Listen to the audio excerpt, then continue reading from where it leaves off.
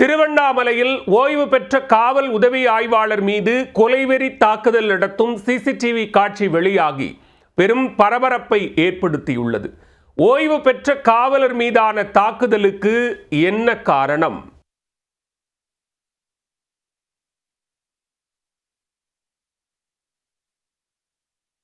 ஓய்வு பெற்ற காவல் உதவி ஆய்வாளர் மீது கொலைவெறி தாக்குதல் நடத்தும் அதிர்ச்சி காட்சிகள்தான் எது.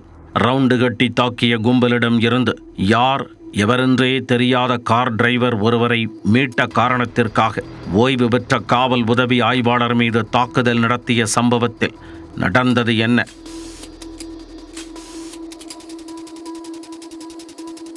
திருவண்ணாமலையை அடுத்த கீழ்சிறுபாக்கம் பகுதியைச் சேர்ந்த அர்ச்சனா என்பவர் தனது குழந்தைகளுடன் இருசக்கர வாகனத்தில் சென்றுள்ளார்.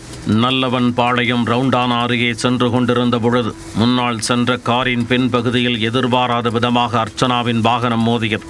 அதில் கீழே விழுந்த அர்ச்சனாவிற்கும் அவரது குழந்தைக்கும் லேசான காயம் ஏற்பட்டுள்ளதாக கூறப்படுகிறது.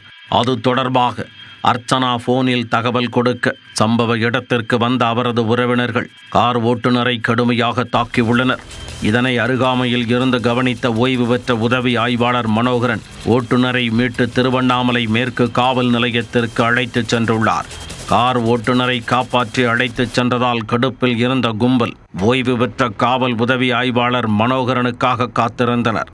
பின்னர் மீண்டும் நல்லவன்பாளையம் பகுதிக்கு மனோகரன் வந்தபொழுது அர்ச்சனாவின் உறவினர்களான யாதீஸ்வரன் உள்ளிட்ட சிலர் அவரை சரமாரியாக தாக்கி கீழே தள்ளி உதைத்துள்ளனர். இதனால் காயமடைந்த மனோகரன் அங்கிருந்து மீட்கப்பட்டு மருத்துவமனையில் சிகிச்சைக்காக அனுமதிக்கப்பட்டுள்ளார். அதேபோன்று மனோகரனை தாக்கிய யாதீஸ்வரன் தானும் தாக்கப்பட்டதாக கூறி அரசு மருத்துவக் கல்லூரி மருத்துவமனையில் சிகிச்சைக்காக அனுமதிக்கப்பட்டுள்ளார். இந்த நிலையில் இருதரப்பில் கொடுக்கப்பட்ட புகாரின் அடிப்படையில் வழக்கு பதிவு செய்து விசாரணை மேற்கொண்டு வருகின்றனர். ரவுண்டு கட்டி தாக்கிய கும்பலிடம் இருந்து யார் எவரென்றே தெரியாத கார் டிரைவர் ஒருவரை மீட்ட காரணத்திற்காக ஓய்வு பெற்ற காவல் உதவி ஆய்வாளர் மீது தாக்குதல் நடத்திய சம்பவம் திருவண்ணாமலையில் பெரும் பரபரப்பை ஏற்படுத்தியது.